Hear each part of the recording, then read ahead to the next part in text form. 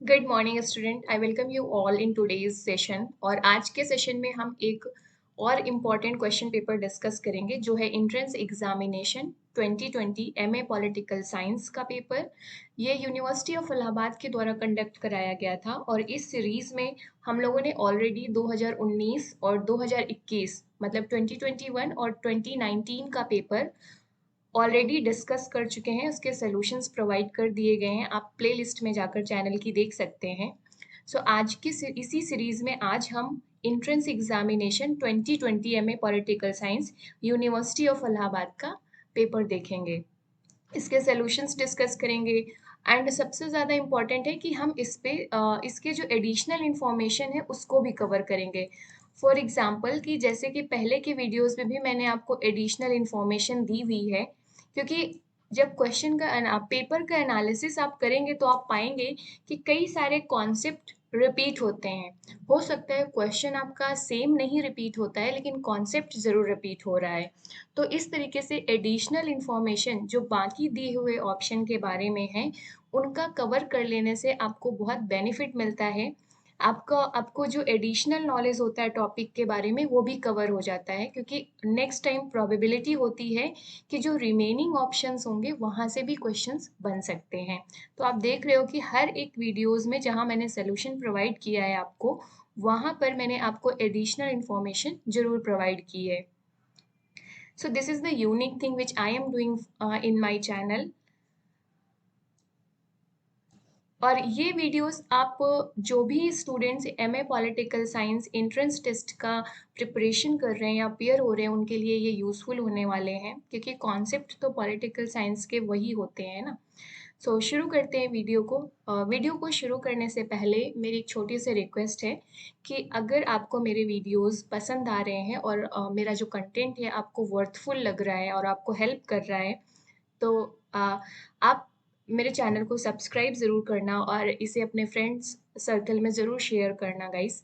Thanks a lot, thanks for watching. शुरू करते हैं आज का वीडियो। यस, पहला क्वेश्चन है कि which of these states have retained monarchs as a head of a state. दी हुई कंट्रीज में कौन सा ऑप्शन सही है जहाँ पर जो हेड ऑफ द स्टेट है वहाँ पर मोनार्की है। राइट, तो आप देखेंगे कि मोनार्की का इंडिया में क्या मोनार्क सिस्टम है? नहीं है ना इंडिया में। इंडिया में क्या है? रिपब्लिक है, रिपब्लिकन कंट्री है India. India is a republic country. Republic country का मतलब होता है कि जो हेड ऑफ द स्टेट है वो क्या होगा? आपका इलेक्टेड होगा। क्वेश्चन में पूछा है कि मोनार्की के बारे में as a head of the state, तो दिए हुए ऑप्शन में करेक्ट ऑप्शन हो जाएगा B, Japan and United Kingdom. Consider, next question है consider the following statement and choose the correct option. तो पहला है कि first past the post electoral system is considered more democratic since it waste favour votes and encourage the expansion of wider range of political interest. Is it true? It's not true, क्योंकि आप देखेंगे कि first pass the post system में क्या होता है कि जो मैक्सिमम वोट पा गया, for example there are 100 voters और एक कैंडिडेट को 51 मिलेंगे और दूसरे को 49, तो 51 वाला कैंडिडेट जीत जाएगा जबकि 49 वोट जो वोट है वो वेस्ट जाएंगे। तो यहाँ पर कह रहे हैं कि कम वोट जो है वो वेस्ट होते हैं, जबकि ऐसा नहीं है, बहुत ज़्यादा जो वोट है वो वेस्ट होते हैं। तो पहला ऑप्शन गलत हो जाता है। Proportionate representation electoral system increase the number of parties able to win seats in legislature, allows parties concerned with the narrow or minority interest to gain representation. So this is true. Right option would be option D. Next चलते हैं question पे।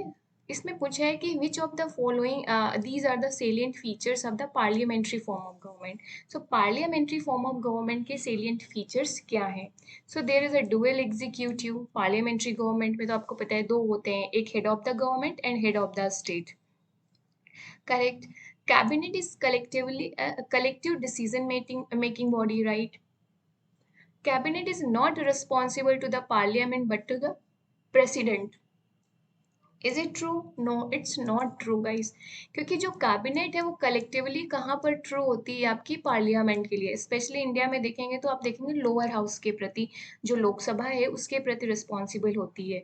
तो option third incorrect हो जाएगा। तो आप remove कर लो, जहाँ पर आपका थर्ड है वो उसको ऑप्शन को रिमूव कर दो। तो राइट ऑप्शन क्या हो जाएगा? डी।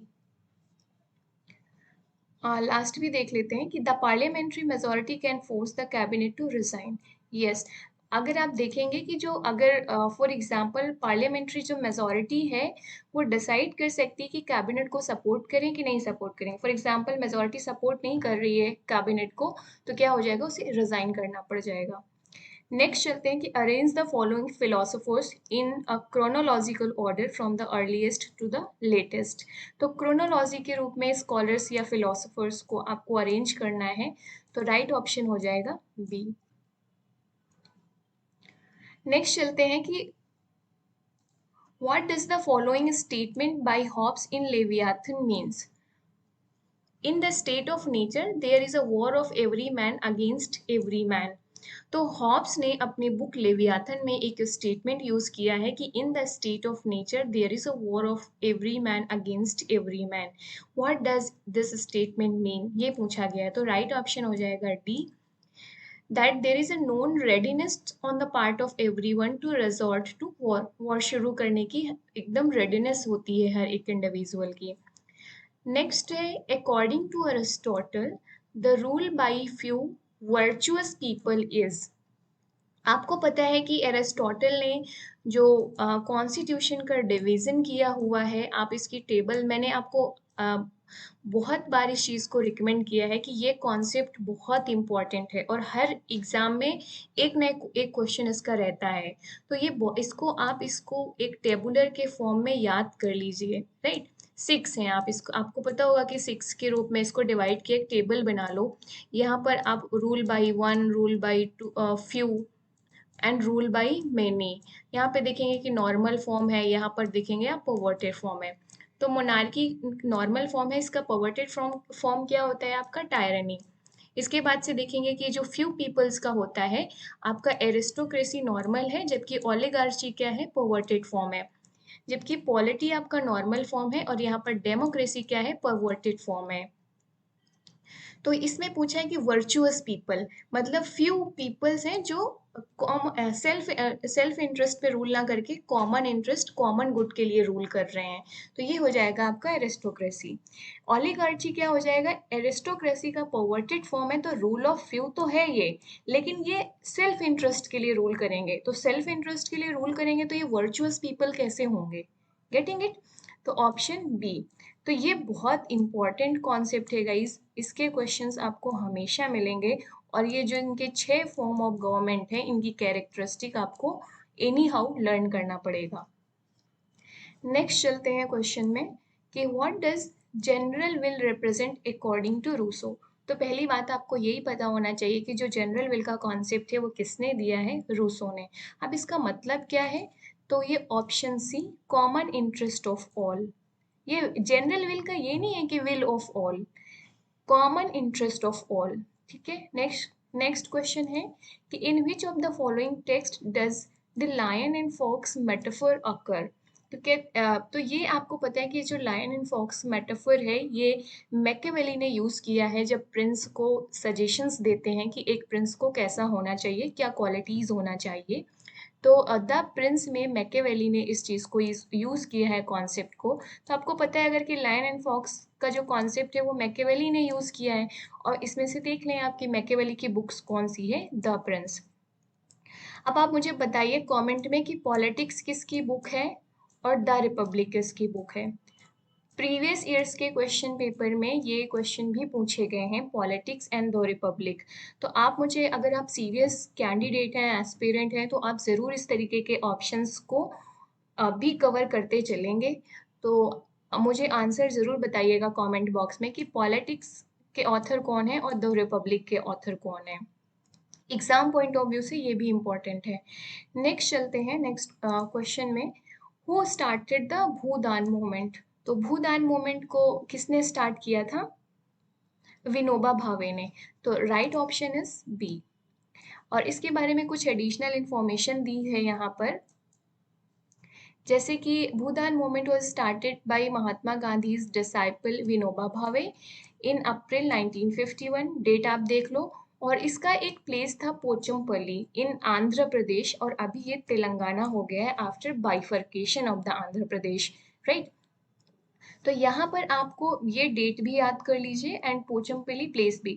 हो सकता है इस बार भूदान मूवमेंट किसने स्टार्ट किया ये पूछा है, और नेक्स्ट टाइम पूछ सकते हैं कि व्हाट वाज द प्लेस या in which year it was started. तो ये दोनों फैक्ट आपको इम्पोर्टेंट है। Which phrase was popularised by C Rajagopalachari, ये क्वेश्चन पूछा गया है। तो इसमें आपका ऑप्शन हो जाएगा ऑप्शन डी, लाइसेंस परमिट राज।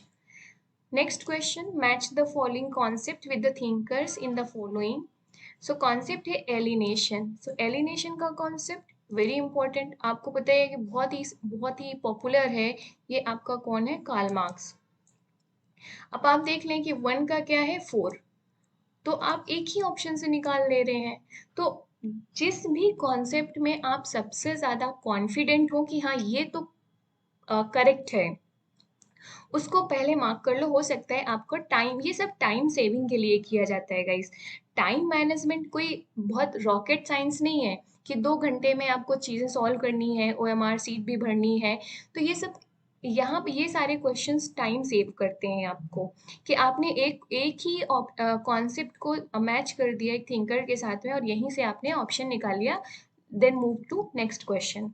तो इससे क्या होगा? आपका टाइम सेव होगा। This is these are the practice for the time management during the examination, right? So next देख लेते हैं हम। वर्ड स्पिरिट आपका क्या हो जाएगा? हिगल का है। एंड टैसिट कंसेंट आपका लॉक का हो जाता है। And forms of the God क्या हो गया आपका? प्लेटो का हो गया। तो राइट ऑप्शन सी। तो hope you learn a kind of time management concept कि हमें कैसे करना है। नेक्स्ट मूव करते हैं। Bahishkrit Bharat was launched by, तो this was launched by B R Ambedkar, option A. Next चलते हैं। Servants of India society was founded by, तो ये आपका फाउंड किया था गोपाल कृष्ण गोखले। तो आप कमेंट बॉक्स में मुझे बताइए कि इसकी एक पर्टिकुलर डेट है, वो भी पूछी जाती है। तो in which year Gopal Krishna Gokhale launched या founded the Servants of India Society? There is a particular year, और वो भी कई बार एग्जाम में मैंने क्वेश्चंस में देखा है कि वो भी पूछा जाता है। तो ये कुछ एक्सरसाइज आप करेंगे, एडिशनल इन्फॉर्मेशन नोट मैंने जानबूझकर कुछ चीज़ें नहीं लिखी हैं, जिससे कि थोड़ी बहुत एक्सरसाइज और एफर्ट्स आप भी करेंगे और आपकी हैबिट डेवलप होगी, और during the search and all आपका क्या है? कॉन्सेप्ट क्लैरिटी भी आएगी, राइट। तो मुझे कमेंट में एक इसका भी आंसर दीजिएगा। आप क्वेश्चन नंबर डालिएगा 14 और उसका ऐसे आंसर लिखिएगा, मुझे पता चल जाएगा कि ये किस क्वेश्चन का आंसर आप दे रहे हैं। तो सर्वेंट्स ऑफ इंडिया सोसाइटी कब फाउंड की गई थी? Let me know into the comment box. Okay guys, last कुछ क्वेश्चन पेपर में कुछ स्टूडेंट और एस्पिरेंट्स ने बहुत अच्छा इंटरेक्शन किया था, उन्होंने आंसर भी दिए थे। तो I was so happy to see your answers कि आप जेन्युइनली पार्टिसिपेट कर रहे हो, आप एक्टिवली पार्टिसिपेट कर रहे हो। इट शोज दैट कि how much you are serious for your examination. Next चलते हैं। When citizens delegate their decision-making powers to their representative, it means that so that they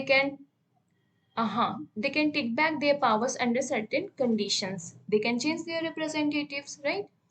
Next, according to John Locke, absolute monarchy is inconsistent with civil society because, तो यहाँ पर इस तरीके के question में आप पहले मेरा मेरा सजेशन क्या रहेगा या मेरी हैबिट क्या रहती है? अच्छा, आपको 3 राइट आंसर चूज करना है, क्योंकि कॉन्सेप्ट बेस्ड होते हैं और यहाँ पर काफी कंफ्यूजन भी होगा, आपको डाउट होते हैं। तो आपको एक इनकरेक्ट आंसर निकालना है, क्योंकि यहाँ पर पूछा है कि कौन सा करेक्ट है। Absolute According to John Locke, absolute monarchy is inconsistent with the civil society because, इसके reasons देने हैं, तो एक incorrect आपको निकालना है। तो option, there will be no protection from the violence of the ruler, but obvious है अगर ऑब्सोल्यूट मोनार्की होगी जैसा कि हॉब्स ने बोला था, तो अगर तभी तो जो जॉन लॉक हैं, पहले तो मैं आपको ये बता दूं कि जॉन लॉक ने लिमिटेड लिमिटेड सॉवरेनिटी का कॉन्सेप्ट दिया हुआ है, right. Limited monarch, limited sovereign, limited rule, ये सब या इन कॉन्स्टिट्यूशनल रूल, इनका कॉन्सेप्ट दिया हुआ है। तो अगर ऑब्सोल्यूट मोनार्की कर देंगे जैसे कि हॉब्स ने किया था, तो कोई अब जो वॉयलेंस बाय द रूलर से प्रोटेक्शन नहीं रह जाएगा, correct. It will against the purpose of which civil society was formed, तो ये पर्पज सर्व नहीं करेगा जिसके लिए सिविल सोसाइटी फॉर्म की गई थी। नेक्स्ट है absolute monarchy is always inefficient and in its functioning. तो ये बहुत ही एक्सट्रीम स्टेटमेंट है, राइट, ऑलवेज इनएफिशिएंट। नेक्स्ट चलते हैं कि civil society suppose to remedy the defect arising out of a man being a जज इन हिज केस। और अगर हमने सिविल सोसाइटी का हमारा पर्पस क्या था, जो ये कह रहा है कि अगर हमने पर्पस, जिस पर्पस के लिए सिविल सोसाइटी बनाई है वो पर्पस ही सर्व नहीं होगा। पर्पस क्या है सिविल सोसाइटी का, कि ये रेमेडी प्रोवाइड करेगा किसके अगेंस्ट में, अगर मैन बीइंग जज इन हिज ओन केस। तो ऑब्सोल्यूट मोनार्की अगर होगी तो जो सुप्रीम पावर है वो अपना केस खुद जज कर लेगा, तो ये रेमेडी कहाँ रहेगा, जो जस्टिस है वो कहाँ रहेगा। तो आपका जो यहाँ पर एक इनकरेक्ट सा लग रहा है वो ये है ऑप्शन 3, थर्ड ऑप्शन, कि ऑलवेज इनएफिशिएंट। तो यहाँ पर हमें जो राइट ऑप्शन चुनना है वो हो जाएगा 1, 3 and 4, I am sorry, 1, 2 and 4, 1, 2 and 4, option D. Just a second, इसको हटा देते हैं ताकि आपको कंफ्यूजन ना हो। तो राइट ऑप्शन हो जाएगा डी। और ये आप देख रहे होगे हमें 3 राइट ऑप्शन है, एक इनकरेक्ट चूज करना है, तो एक इनकरेक्ट आपका ऑप्शन थर्ड हो जाता है। नेक्स्ट, मैच द फॉलोइंग, आपको मैच करना है ये जो कॉन्सेप्ट दिए हुए हैं। तो जो ये कॉन्सेप्ट है कुछ, anarchy, diarchy, democracy, theocracy. So anarchy का मतलब क्या होता है कि no rule by the state और स्टेट लाइक अथॉरिटी, मतलब जो अनार्की के कॉन्सेप्ट को सपोर्ट करते हैं वो स्टेट को सपोर्ट नहीं करते हैं, राइट। डायरकी का मतलब है rule by two independent authorities, government by state sponsored religion, ये हो जाएगा आपका थियोक्रेसी। डेमोक्रेसी हो जाएगा आपका रूल बाय पीपल, तो राइट ऑप्शन हो जाएगा A. Next, who is the founder of Bahujan Samaj Party, who is the founder of Bahujan Samaj Party. तो इस तरीके के भी क्वेश्चंस पूछे जा रहे हैं, तो आप यहाँ पर जो नेशनल पार्टी है एटलीस्ट उनके फाउंडर आपको पता होना चाहिए, राइट। ये एक इम्पॉर्टेंट लिस्ट हो जाती है आपके लिए। तो जितनी नेशनल पार्टीज हैं एटलीस्ट आप अपने शॉर्ट नोट्स पे उनके फाउंडर कर लो, क्योंकि अगर बहुजन समाज पार्टी का फाउंडर पूछा जा सकता है तो अदर पार्टीज के भी क्वेश्चंस बन सकते हैं। ये होता है पैटर्न को ट्रेस करना।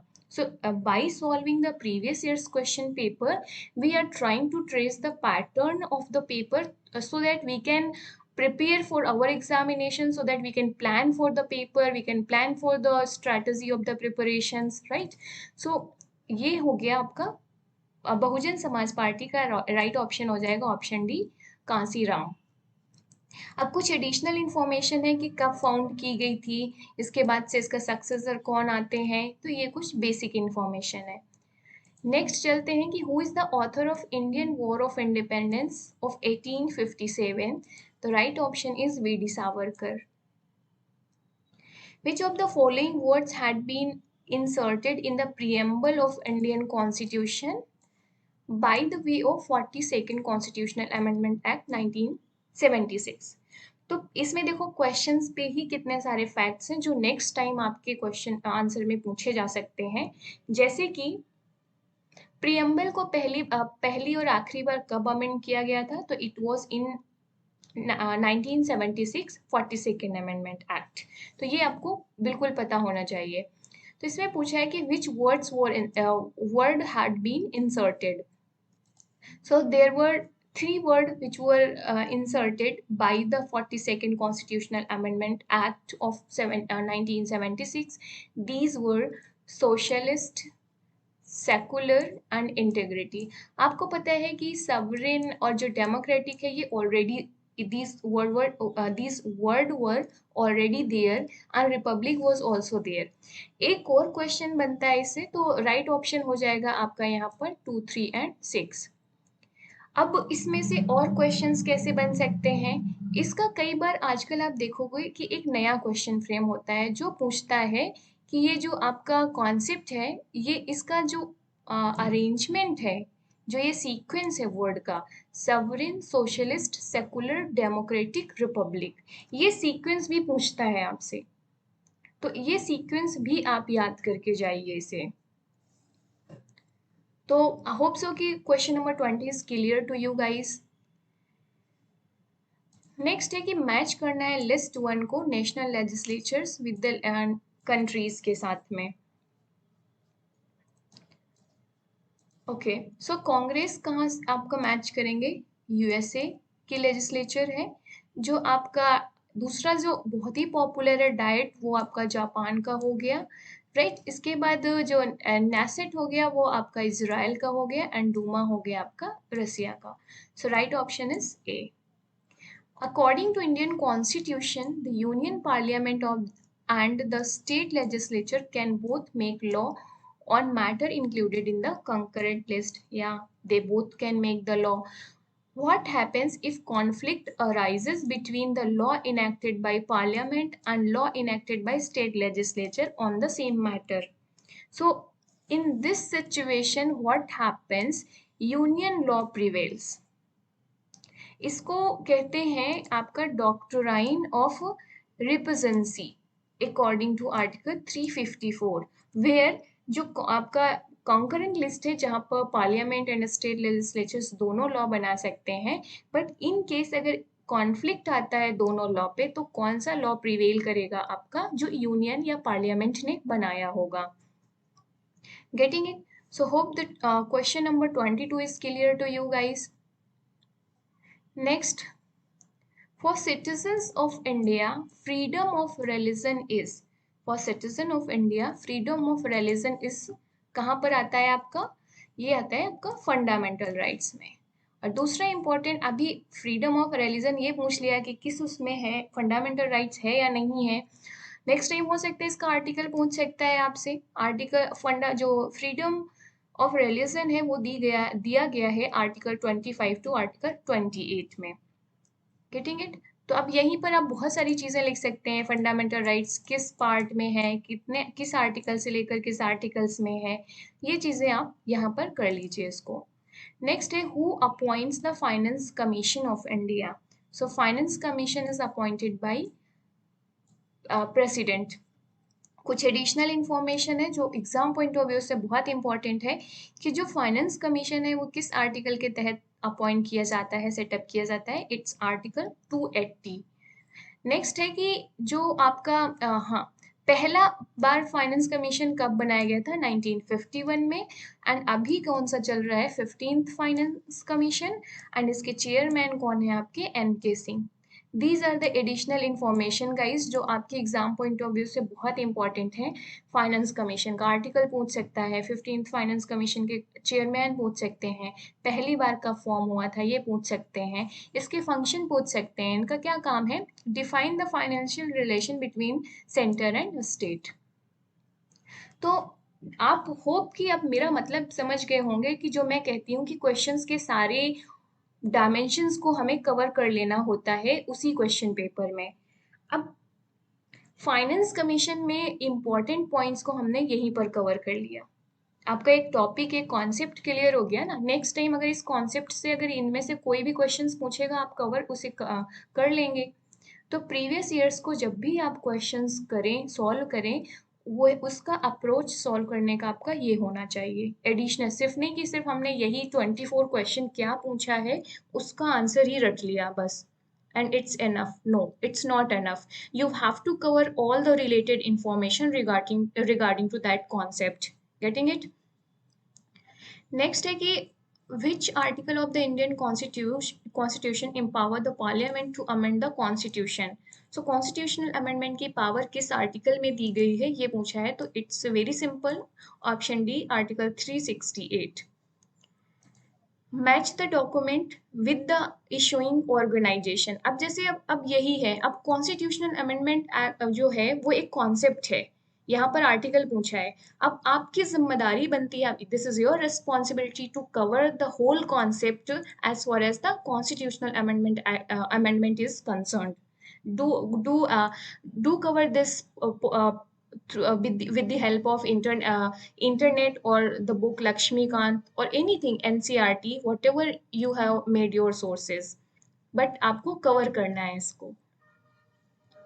Match the document with the issuing organisation, तो यहाँ पर डॉक्यूमेंट दिया है और पूछा है कि कौन इशू करता है, कौन authority. So MNREGA job card आपका कौन इशू करता है, gram panchayat. Aadhaar card UIDAI. PAN card income tax department. Voter identification card आपका इलेक्शन कमीशन ऑफ इंडिया. तो राइट ऑप्शन आ जाएगा आपका B. What is IPCC stand for, इसका फुल फॉर्म पूछा है. तो this stand for option B, intergovernmental panel on climate change. Additional information इसकी क्या हो जाती है गाइस कि it was established in 1988 to provide policy makers with the regular scientific assessment on the current state of knowledge about the climate change. Right, next. Which among the following are explicitly included in the Universal Declaration of Human Rights? So इसमें से आपके 4 options दिए गए हैं और 3 correct है, 1 is incorrect. सो मैंने आपको हाँ पहले तो राइट ऑप्शन बता देती हूँ. ऑप्शन ए इज करेक्ट, जिसमें आपका 1 is correct, 2 is correct and 3 is correct. तो जब हम इसके बारे में एडिशनल इंफॉर्मेशन अगर देखें कि universal declaration of human rights कब अडॉप्ट किया गया था, 10 दिसंबर 1948. ये भी बहुत इंपॉर्टेंट फैक्ट है जो पूछा जाता है. देयर आर 30 आर्टिकल्स जिसमें बात की गई है कि कुछ ये 30 मैटर्स इस पे इंक्लूडेड हैं. तो we are all born free and equal, आपका ये ऑप्शन ए आ जाता है. फ्रीडम फ्रॉम द स्लेवरी आपका आर्टिकल 4 में है, ये ऑप्शन 2 कवर हो जाता है आपका. And everyone has the right to nationality, तो राइट टू नेशनैलिटी आपका आर्टिकल 15 में आ जाता है. Article 8 talks about the right to remedy. Right to compensation against violence ऐसा कहीं पर एक्सप्लिसिटली मेंशन नहीं है, ये रेमेडी के तहत में आ जाता है गाइस ये.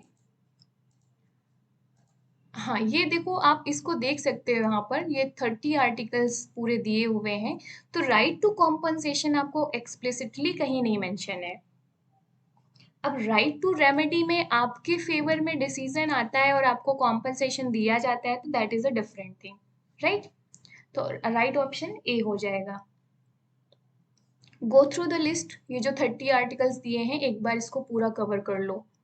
Next, who among the following happened before the second, which among the following happened before the second world war. तो ये ऑप्शन दिए गए, इसमें पूछा है कि सेकेंड वर्ल्ड वॉर के पहले इनमें से कौन सी एक घटना हुई थी.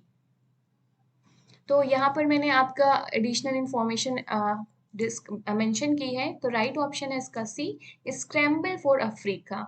इसका मतलब स्क्रैम्बल फॉर अफ्रीका का मतलब है जो अफ्रीका का जो पार्टीशन हुआ था, invasion, annexation, division, colonization of the most Africa. It was happened during the new imperialism between 1881 to 1914. तो ये हो गया आपका सेकेंड वर्ल्ड वॉर के पहले. जबकि जो क्रिएशन ऑफ द यूएन है, आप देखेंगे कि ये सेकेंड वर्ल्ड वॉर के बाद यूएन बनाया गया था.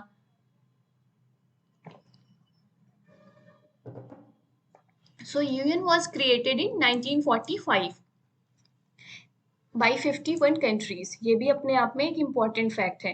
फिर fall of the Berlin wall, ये आपका कब हुआ था, 1961 टू 1989 तक. क्या था, एक बैरियर क्रिएट किया गया था आपका, जिसे बर्लिन वॉल के नाम से जाना जाता है, और इसको एबॉलिश किया गया था 1989 में. तो ये हो जाएगा आपका आफ्टर द वर्ल्ड वॉर. फिर creation of the Britain would institution, तो ये आपके ब्रिटेन वुड इंस्टीट्यूशन कौन से थे, तो 2 थे, IMF and world bank, created in 1944. तो ये 2 इंस्टीट्यूशन भी पूछा जाता है कि ब्रिटेन वुड सिस्टम या इंस्टीट्यूशन में से कौन से 2 इंस्टीट्यूशन आते हैं. तो इसको WTO से बहुत ज़्यादा कंफ्यूज किया जाता है, तो आपको ध्यान रखना है कि इसमें 2 इंस्टीट्यूशन थे, IMF एंड वर्ल्ड बैंक. तो ये भी आपका सेकेंड वर्ल्ड वॉर के बाद था।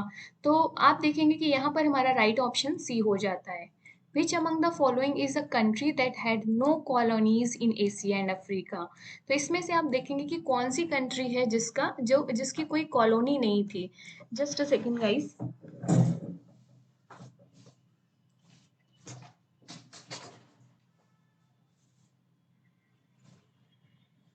तो आप देखेंगे कि फ्रेंच ने तो इंडिया में ही फ्रांस की कॉलोनी बनाई थी, इसके बाद और भी अदर कंट्रीज में बनाया था। पोर्तुगीज भी इंडिया में आए थे, आपको याद होगा। नीदरलैंड, जो डच पीपल्स थे, दे बिलोंग्स टू नीदरलैंड, और डच कॉलोनीज, डच भी पीपल्स इंडिया में आए थे। तो हम इंडिया की भी हिस्ट्री अगर हमें थोड़ी बहुत भी पता है तो वहां से भी हम ये क्वेश्चंस निकाल सकते हैं कि ये तीनों तो इंडिया में भी इनके ये पीपल्स आए थे, कॉलोनीज बनाई थी थोड़ी बहुत। राइट, तो यहाँ पर ऑप्शन डी हो जाएगा। तो अगर आपको इंडियन हिस्ट्री का थोड़ा बहुत भी नॉलेज है, बेसिक नॉलेज है, तो आपको ज़रूरी नहीं है कि पूरे वर्ल्ड का पता होना चाहिए कि किसका किसका कहाँ था। आप इसी से आइडिया लगा सकते हैं। नेक्स्ट है कि which of the following countries did not witness protest during the Arab Spring. So Arab Spring क्या था? Basically it was a series of pro democracy uprisings that involved several largely Muslim countries. बहुत सारी Muslim countries में एक pro democracy uprisings चली थी, जिसको अरब spring के नाम से जाना जाता है। तो ये कह रहा है कि किसने विटनेस नहीं किया था। Just focus on the term not. So दिए हुए ऑप्शंस में आप देखेंगे कि राइट ऑप्शन है Saudi Arabia. Arrange the following treaties and treaty bodies in chronological order. तो आपको क्रोनोलॉजिकल ऑर्डर में इन्हें अरेंज करना है, कब बनी थी।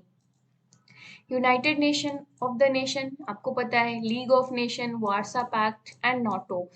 तो इसका जो इसको आप ऐसे कर सकते हैं, इसका राइट ऑप्शन हो जाएगा सी। और इसको सही से करने का तरीका क्या है? सबसे पहले इसमें कौन सा बना था आपको पता होगा, league of nation. League of nation after world war one, first world war के बाद ही इसका फॉर्मेशन हुआ था, हालांकि सस्टेन नहीं किया, but still league of nation इनमें से पहला हो जाता है। तो आपके पास ये तो कट कट गया, ये कट गया, अब दो ऑप्शन बचे हैं। यहाँ पर भी टू है पहले, ये। अब देखते हैं सेकंड। तो जो नाटो है आपका, उसका फॉर्मेशन हुआ था 1949 में। एंड आपको पता है कि जो वार्सा पैक्ट है ये रसिया का था सिक्योरिटी के लिए, और वार्सा पैक्ट नाटो के बाद आता है। तो आप देखेंगे कि जो ये थ्री वाला है, फॉर एग्जाम्पल आपको एग्जैक्ट डेट नहीं याद है गाइस, तो इस तरीके को क्वेश्चंस को कैसे सॉल्व करते हैं, मैं वो एक तरीका बता रही हूँ। हालांकि आपको याद होना चाहिए ये चीजें, बट स्टिल अगर नहीं याद है तो आपको पता है कि फोर के बाद ही थ्री आया था।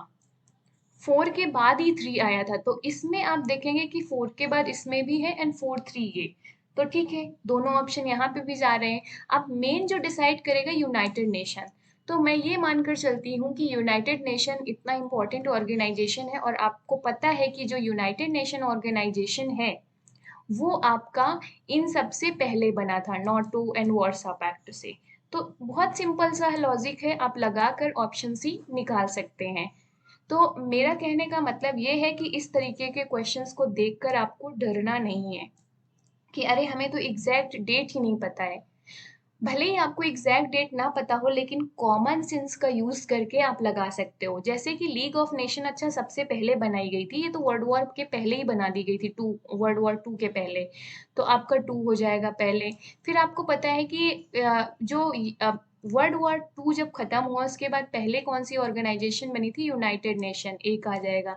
फिर अब नाटो और वार्सा में सबसे पहले अमेरिका ने अपना कलेक्टिव सिक्योरिटी का ग्रुप बनाया था, चार आ जाएगा आपका। फिर आप देखेंगे कि इसी के रिस्पॉन्स में ही वार्सा पैक्ट आया था जो रसिया लाया था, तो आपका थ्री आ जाएगा राइट आंसर इस तरीके से। आपको जरूरी नहीं है कि एग्जैक्ट डेट वहां पर याद ही करें तभी इस क्वेश्चन को आप सॉल्व कर पाओगे।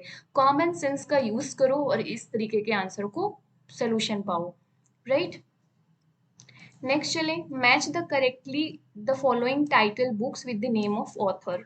तो अब मैच करना है आपको। सो 20 ईयर क्राइसिस बहुत ही पॉपुलर बुक है जो हर एक एग्जामिनेशन में पूछी जाती है, EH कार की है। पॉलिटिक्स एमंग अमंग नेशन, ये आपका मॉर्गेनथाउ की बुक है। सो आप देखो इन दो से आ रहा है क्या आपका? तो फर्स्ट का हो गया 2 कहीं और है, अच्छा यहाँ पर भी है, ओके, सेकंड का 3, यहाँ पर भी सेकंड का 3 है। नेक्स्ट चलते हैं, रीथिंकिंग इंटरनेशनल रिलेशन।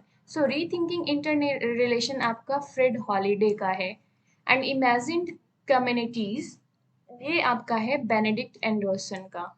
तो राइट ऑप्शन हो जाएगा D. A common political response to foreign economic competition is. A common political response to foreign economic competition is known as, इसको क्या कहते हैं, protectionism। प्रोटेक्शनिज्म बेसिकली क्या है, गवर्नमेंट की पॉलिसी या रिस्पॉन्स होती है to restrict the international trade to help the domestic industries. और इसके लिए अभी सबसे ज़्यादा पॉपुलर हुए थे ट्रम्प रजीम के दौरान। जब ट्रम्प एडमिनिस्ट्रेशन के दौरान जब अमेरिका में आप देखेंगे कि प्रोटेक्शनिज्म की पॉलिसी को बहुत ज़्यादा पॉपुलराइज किया गया था कि जो अमेरिका की डोमेस्टिक इंडस्ट्रीज हैं उनको कॉम्पिटिशन से अगर प्रोटेक्ट करना है तो आपको प्रोटेक्शनिज्म पॉलिसीज अडॉप्ट करनी पड़ेगी। तो common political response to foreign economic competition is simply protectionism. Panchsheel is a bilateral treaty between, तो right option is C, India and China. Additional information क्या है इसके बारे में, पंचशील क्या है, बेसिकली 5 principles हैं for the peaceful coexistence।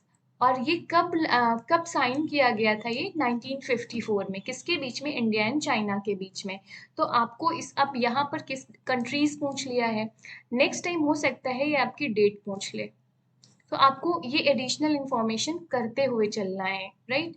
Next चलते हैं, identify the sequence of following cold war events.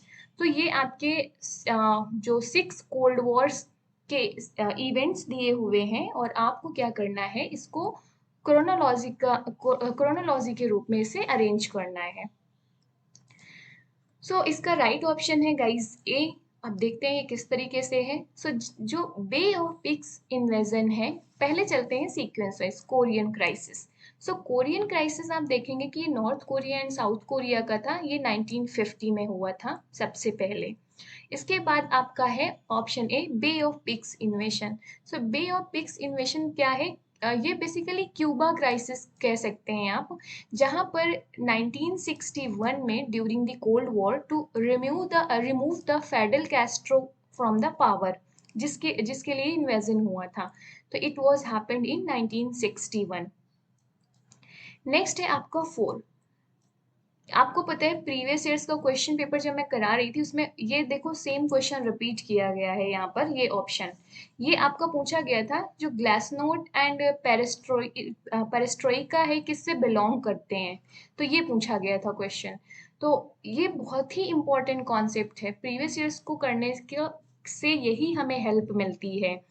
ये ऑलरेडी पूछा जा चुका है, आप मेरे जो 2019 और 21 का मैंने पेपर अपलोड किया है, आप जाकर उस पर देख सकते हैं इसको। तो यस, ये आपका ग्लासनोड एंड जो पेरेस्ट्रोइका है, पेरेस्ट्रोइका मतलब रीस्ट्रक्चरिंग एंड ग्लासनोस्ट का मतलब है, ये रशियन वर्ड है, अगर प्रोनाउंसिएशन में कुछ अगर मिस्टेक्स हो जाती है तो I am sorry for that, right. तो ग्लासनोड नोस्ट क्या है आपका, ओपननेस, ये इनका मीनिंग है because these are the Russian words. ये आपका देखेंगे कि गोर्बाचोव के पॉलिसीज के टाइम पे ये जो पॉलिसीज हैं ये अडॉप्ट की गई थी, किस लिए, to renovation, for the renovation of the Soviet political and society, politics and society को, just to kick start the stagnant 1980s economy. 1980s में जो इकोनॉमी स्टैग्नेंट हो गई थी उसको बूस्ट करने के लिए, रेनोवेट रीस्ट्रक्चर करने के लिए ये 2 पॉलिसीज अडॉप्ट की गई थी, राइट। तो इनका जो डेट आएगा वो 1980s में, राइट। इसके बाद आपका है नेक्स्ट है 3rd, Soviet intervention in Afghanistan. Invasion of Afghanistan, invasion of Russia in Afghanistan in the 1979 ये हुआ था आपका, राइट। इसके बाद जो आपका ऑयल एम्बर्गो है, ये ऑयल एम्बर्गो कब हुआ, क्या चीज है, ड्यूरिंग द 1973 में जब अरब इजरायली वॉर हुआ था, तो जो अरब मेंबर्स थे जिनको organisation of OPEC, right, organisation of petroleum exporting countries, imposed an embargo against the United States in retaliation to US decision to resupply the Israeli military. तो यहाँ पर बेसिकली क्या हुआ था, जो अरब और इजरायली वॉर हो रहा था 1973 में, तो अमेरिका ने कुछ मिलिट्री सपोर्ट, ये वेपन्स सपोर्ट किए थे किसको, इजराइल को, अगेंस्ट दी अरब कंट्रीज। तो इसके रिटर्न में, रिटेलिएशन में, अरब कंट्रीज ने ऑयल एम्बार्गो, मतलब इन्होंने ये डिसीजन लिया था कि सप्लाई रोकना था या इम्पोज करना था, जो ऑयल सप्लाई है इसको लेकर। तो मेन हमें यहाँ पे क्रोनोलॉजी, अभी हमने इवेंट को समझ लिया सभी को। अब क्रोनोलॉजी को आप अरेंज कर सकते हो, मैंने सबकी डेट ऑलरेडी मेंशन की हुई है यहाँ पर, और इन डेट के अकॉर्डिंग आप देखेंगे कि option A is the correct. Next चलते हैं। अब इसमें से देखो कि क्या है ना, ये अलग से भी पूछ सकता है आपका, इसलिए मैंने सारी एडिशनल इंफॉर्मेशन आपको यहाँ पर प्रोवाइड की है, जिससे कि आपको ये ना रहे कि कोई आपका छूट गया है। सारे ऑप्शंस हमें पता होना चाहिए, नेक्स्ट टाइम कोई एक इंडिविजुअल क्वेश्चन बन सकता है किसी भी ऑप्शन से। Which among the following statement is true. Okay, so कह रहा है कि United Nation Security Council has 15 members, it's correct. United Security Council has 10 non-permanent member, right? It's also correct. United Nations Security Council is always headed by permanent member. अब सी आप देखो option में क्या है, आपको दो करेक्ट ऑप्शन चूज करना है। आपको पता है कि 1 is correct and 2 is correct, तो आप 1 एंड 2 में सीधे जाइए और ऑप्शन डी मारिए, आगे बढ़िए। इससे क्या होगा, आपका टाइम सेव होगा, टाइम मैनेजमेंट होगा। इस तरीके के क्वेश्चंस, ये क्वेश्चंस देखने में तो लगते हैं कि बहुत बड़े हैं, बट इन्हें हार्डली 5 to 10 सेकेंड लगता है इस तरीके के क्वेश्चंस को सॉल्व करने में। तो सिक्योरिटी काउंसिल के आपको पता है 5 परमानेंट मेंबर हैं, 10 नॉन परमानेंट मेंबर हैं, और इसके बाद से यूनाइटेड नेशंस को 2 ईयर टर्म्स के लिए किया जाता है। यहाँ पे 3 है तो ये गलत हो जाएगा। इसके बाद 2 बार मिलती है, ये गलत हो जाएगा। Always headed by permanent member, no, it's also wrong. तो राइट आंसर हो जाएगा 1 एंड 2। नेक्स्ट है Gujral doctrine of India's foreign policy is directed at option B South Asia, because China, ये जो गुजराल डॉक्ट्रिन है वो क्या है, 5 प्रिंसिपल्स की पॉलिसी है, और ये लाई गई थी इंडिया की इमीडिएट नेबर्स के लिए। तो इमीडिएट नेबर्स आपकी साउथ एशियन कंट्रीज है ना, तो एरिया आपका क्या आ जाएगा, South Asia. Arrange the following organisation by their year of establishment in chronology. आप देखो क्रोनोलॉजी वाले क्वेश्चंस कितने पूछ रहे हैं, आप अगर अब पैटर्न को ठीक से समझें तो क्रोनोलॉजी वाले आप सिर्फ एक एक नहीं पूछ रहे हैं कि सार्क कब स्टैब्लिश किया गया था, कई सारे ऑर्गेनाइजेशन देता है और उनकी क्रोनोलॉजी सेटअप करने को दे रहा है, राइट। तो सार्क आपका कब किया गया था, 1985 में। आपका आसियान यहाँ पर है 1967 में, ईयू आपका 1993, नाफ्टा आपका 1994। According to this according to this chronology, the right option would be option C. Next, which of the following organization was established with the collective security as its core principles? So which of the organization was based on this concept? So this is United Nation. अब आपको पता है कि ASEAN क्या है, ये regional cooperation के लिए है। कॉमनवेल्थ ऑफ नेशन क्या है, ये जो ब्रिटिश की कॉलोनीज थी उनके कंट्रीज के लिए है, कि वो उन अपना एक इनफॉर्मल ऑर्गेनाइजेशन बनाकर रखा है, प्लेटफॉर्म बना कर रखा है। नॉन अलाइनमेंट किस लिए था, आपको पता है कि जो ब्लॉक पावर पॉलिटिक्स थी उससे दूर रहने के लिए था। नेक्स्ट है कि arrange the following revolutions in chronological order. तो Cuban revolution, French revolution, Iranian revolution, Bolshevik revolution. So आप ये ऑलरेडी मैंने डिटेल इंफॉर्मेशन दी हुई है आपकी। French revolution 1789, Iranian revolution 1978 to 79, Russian revolutions आपका थी 1905 टू 1917। इसके बाद से आप देखेंगे कि हाँ, तो इस क्रोनोलॉजी के अकॉर्डिंग अगर आप देखेंगे तो राइट ऑप्शन हो जाएगा option C. Next, match the following list of countries with the foreign policies. तो जो आपका one belt one road policy है, आपको पता है ये किसकी है, चाइना की। इसके बाद से इसमें आपको पता होना चाहिए कि जो पाइवोट टू एशिया या लुक ईस्ट पॉलिसी है, अब लुक ईस्ट पॉलिसी तो हर एक स्टूडेंट को पता होगा किसकी है, इंडिया की। तो आप देखिए 3 से आ रहा है क्या आंसर, 3 का क्या है 4, 3 का 4 सिर्फ इसी में है और किसी में भी नहीं है, तो ऑप्शन ए। तो देखिए बड़ा क्वेश्चन आपको देखने लगेगा, आप सोचेंगे, लेकिन अगर आप एक ही ऑप्शंस करेंगे, इंडिया वाला लुक ईस्ट पॉलिसी या चाइना का one belt one road policy, तो ये तो दो में है, खैर हो सकता है आपको कंफ्यूजन हो, दूसरा इंडिया का कर ले, बाकी आपको पता है नहीं पता है, लेकिन ऑप्शन आप तुरंत निकाल लेंगे। ये कुछ ट्रिक्स होती हैं ऑब्जेक्टिव क्वेश्चंस को सॉल्व करने की। नेक्स्ट चलते हैं, match correctly the items in list 1 to list 2। तो इसमें से आपको देखना है कि जो क्रिकेट डिप्लोमेसी है, आप ज़्यादातर ये सुनते होंगे इंडिया और पाकिस्तान के कॉन्टेक्स्ट में, जो बायलैटरल रिलेशन है। पिंग पोंग डिप्लोमेसी आपका क्या है, जो यूनाइटेड स्टेट और चाइना के बीच में आप देखेंगे कि ये जो टेबल टेनिस को लेकर होता है, राइट, उसके प्लेयर्स को एक्सचेंज करने के लिए इनकी अपनी बायलैटरल डिप्लोमेसी है। तो अगर आप रेसलिंग डिप्लोमेसी आपका Iran and USA, ice hockey diplomacy आपका Canada and USSR. So right option would be C. Next, according to Marxism, each historical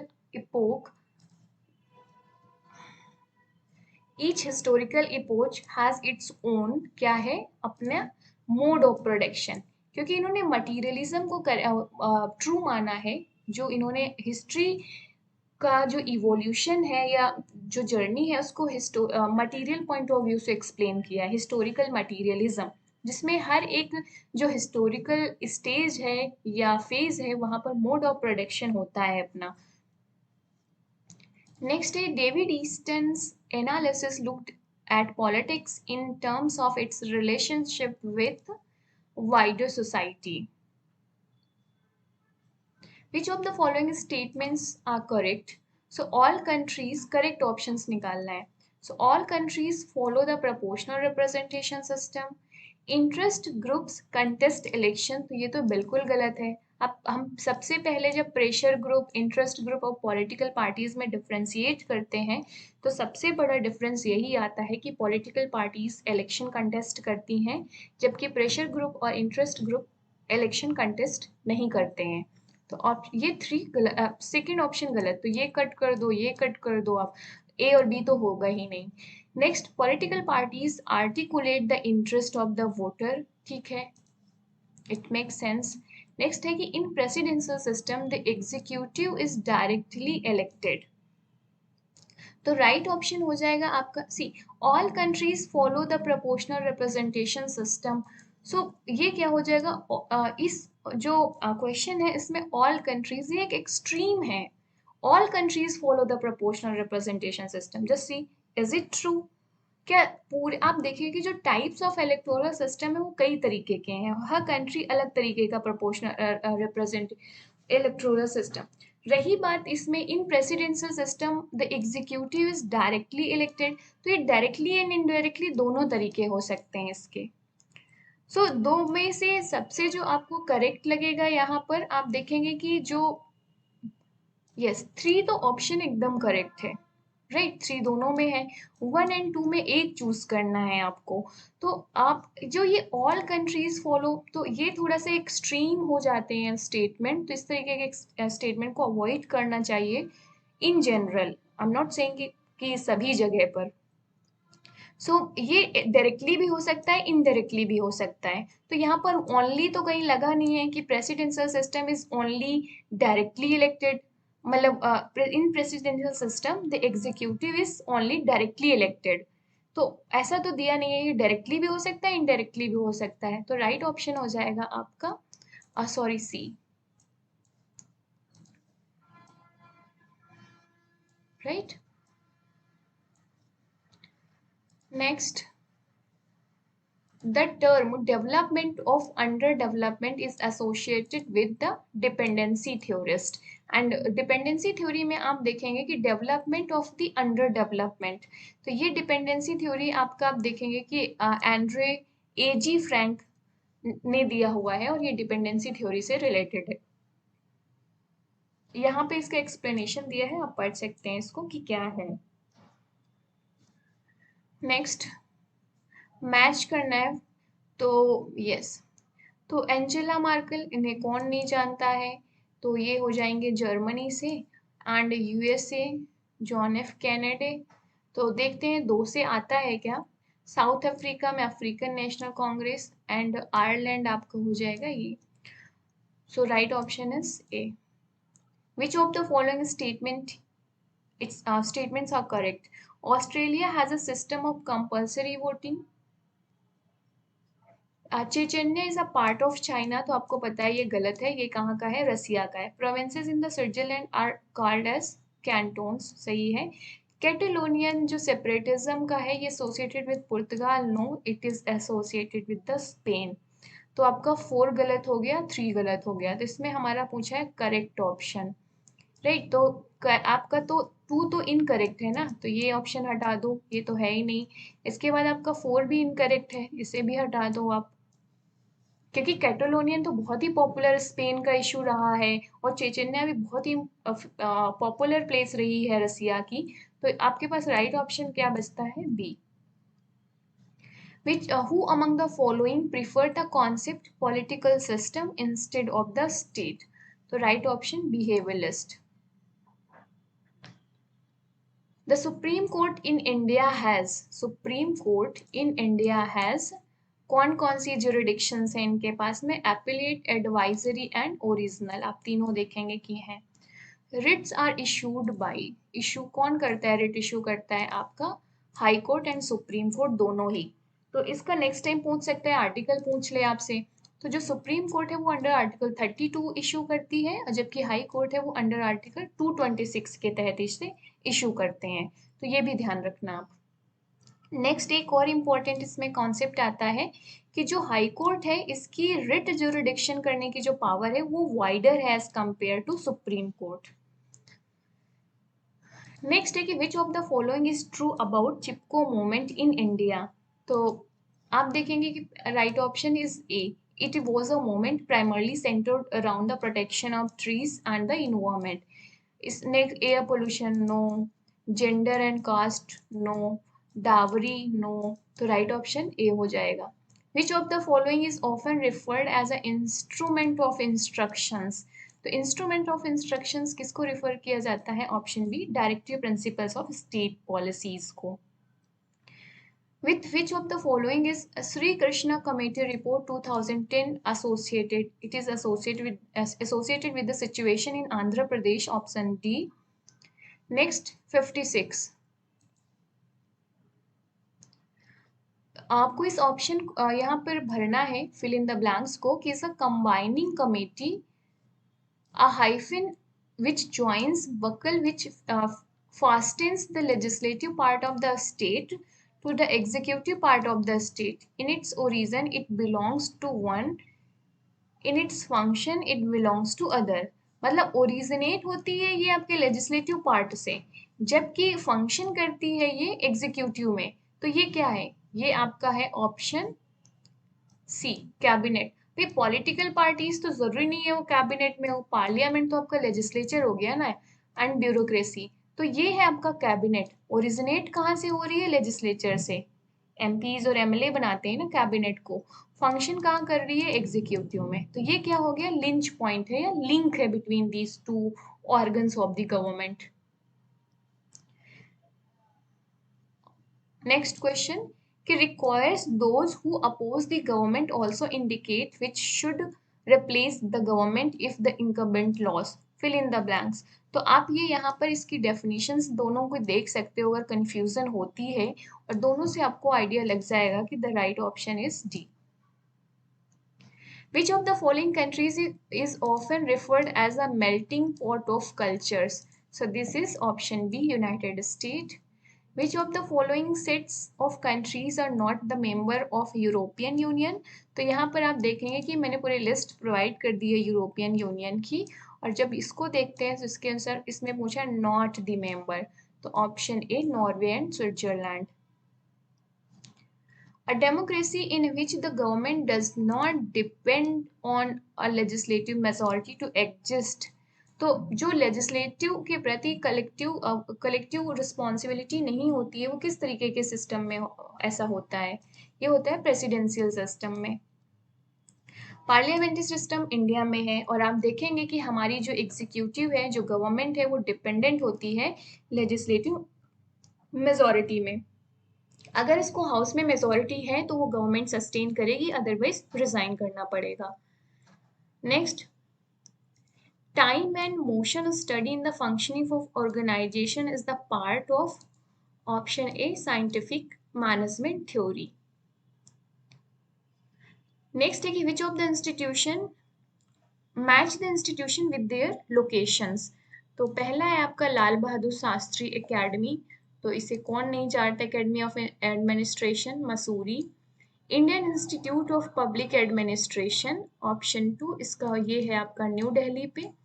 and administrative staff college of India, ये है आपका हैदराबाद में। And Indira Gandhi institute of development research, ये है आपका मुंबई में। So right option is सी।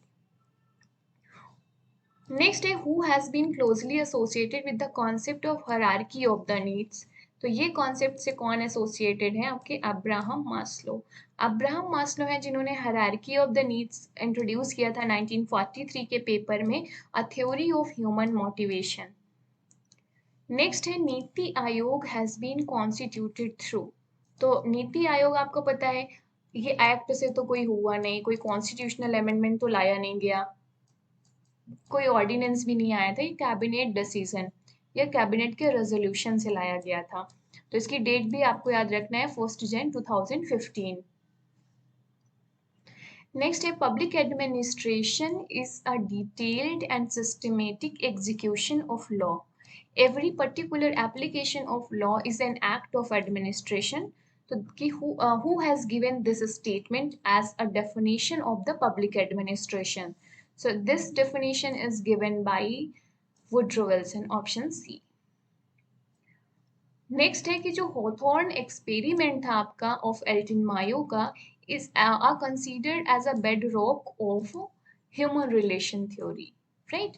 सो आप इसकी डेट देख लीजिए, कब कब से कंडक्ट किया गया था। हो सकता है नेक्स्ट टाइम या तो पूछ लेगा कि हॉथॉर्न एक्सपेरिमेंट किसने किया था। So it was Elton mayo.